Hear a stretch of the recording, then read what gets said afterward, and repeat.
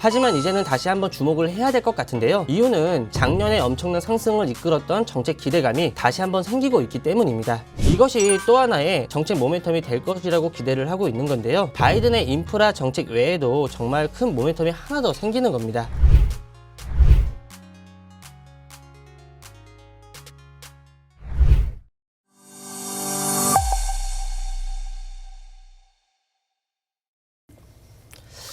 예, 안녕하세요. 착한 인베스트먼트 김지호 전문가입니다.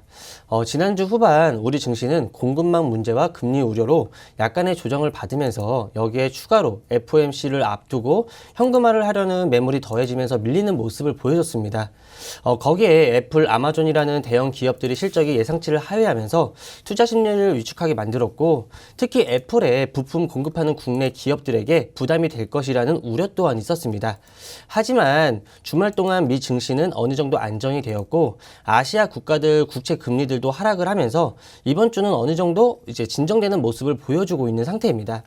인플레이션이나 공급망 문제가 예상보다 길어지면서 투자자들의 인식은 약간 보수적으로 반영된 것으로 보이는데, 위험 요인 때문에 현재 약재 영향을 받지 않은 테마들이 한동안 강세를 보여왔습니다. 그렇기 때문에 이번 달 위드 코로나를 앞두고 종목들이 어떤 식으로 움직이고 변화를 하는지 방향성을 잘 살펴보셔야 되고, 국내 증시 흐름을 좌우할 수 있는 외인의 매매 포지션에 대해서도 관심 있게 계속 지켜봐야 할 시기라고 생각을 합니다.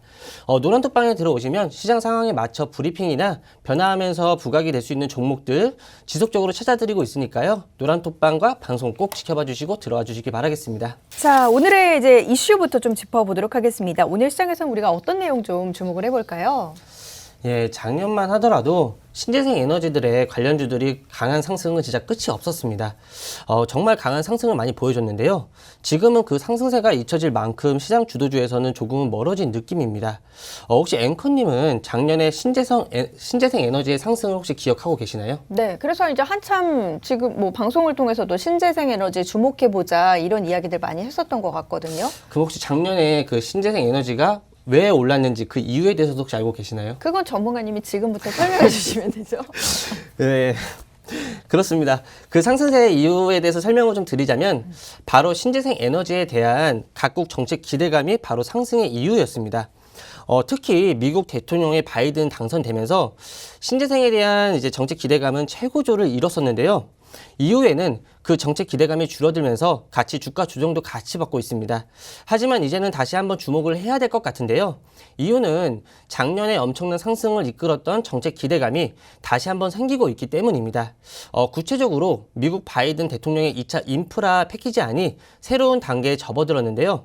민주당 내 합의를 얻기 위한 총 1.75조 달러 규모의 신규 정책안을 제시했습니다. 처음 제시했던 3.5조 달러에 대비해서는 대폭 줄어든 모습은 맞습니다. 하지만 그럼에도 1.75조 달러입니다. 그럼 여기서 앵커님께 다시 한번 질문을 해드릴 텐데요. 그 1.5조 달러가 우리나라 돈으로 혹시 얼마인지 알고 계시나요? 지금 저 보면서 웃으셨죠? 이 사람이 과연 답할 수 있을까? 글쎄요. 굉장히 큰 돈인 것 같습니다. 네. 예, 맞습니다. 굉장히 큰 돈입니다. 현재 우리나라 돈으로 이제 환산을 하게 된다면 약 2,054조 5천억입니다. 굉장히 큰 돈인데, 이게 어느 정도냐면 우리나라 올해 예상 규모는 사상 최고치인 512조 규모였습니다. 그렇다고 한다면 올해 우리나라 전체 예산보다 거의 4배가량 되는 돈을 인프라에 투자한다는 건데요. 이 인프라 어디가 수혜를 가장 많이 받을까요? 당연히 신재생 에너지 인프라가 가장 큰 수혜를 받을 것으로 보고 있습니다. 구체적으로 1.75조 달러 중에 5,550억 달러는 기후변화 관련 정책이고, 이 중 3,200억 달러는 세제 혜택에 집중된 것으로 보입니다. 5,550억 달러는 우리나라 돈으로 무려 651조나 되는 금액인데요. 엄청난 금액이 투자되는 만큼 당연히 다시 한번 신재생 에너지들에 대한 관심이 꼭 필요하다고 생각을 하고 있습니다. 이를 반영하듯 이미 미국 시장 내 친환경 전력 관련주들은 크게 상승을 보여주고 있는데요. 수소연료 전지 기업인 플러그파워와 블룸에너지는 각 7.85%와 5.94% 상승을 보여줬고, 태양광 업체인 인페이지 에너지 전력 관련주인 이튼 역시 좋은 상승을 보여주고 있습니다. 이런 모습을 볼 때 우리나라 신재생 에너지 관련주들도 곧 상승할 수 있을 것이라고 생각을 하고 있는데요. 거기에 더해 10월 31일부터 유엔 산하 하에 있는 콥26 회의가 이제 진행을 하게 됩니다.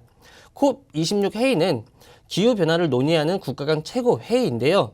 이를 통해 각국의 온실가스 배출량 그리고 감축 묘폭값 상향 발표가 되고 선진국들의 개발도상국의 기후 변화를 위한 기금 지원안도 논의가 됩니다.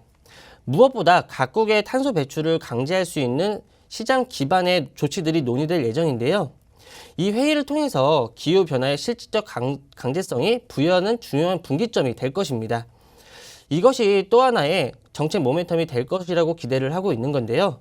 바이든의 인프라 정책 외에도 정말 큰 모멘텀이 하나 더 생기는 겁니다. 그렇기 때문에 그동안 부진했던 신재생 에너지 산업에 주목할 필요가 있습니다. 지금은 시장에서 부족했던 정책 모멘텀이 다시 한번 돌아오는 시기입니다. 거기에 더해 최근 시장은 주도주가 없다고 할 만큼 시장을 이끄는 업종 또한 찾기 힘든 시장이었습니다. 하지만 지금은 그 주도주가 될 수 있는 업종에 모멘텀 또한 생겨나고 있다고 한다면 충분히 주목할 수밖에 없고 관련주들에 대한 관심을 가져야 한다고 생각을 하고 있습니다. 그 종목들 지금 매수하시면 좋은 수익 가져갈 수 있을 거라고 생각을 하고 있고요. 그 종목은 노란톡방에 들어오시면 매수 타점과 종목명 같이 공개해 드리겠습니다.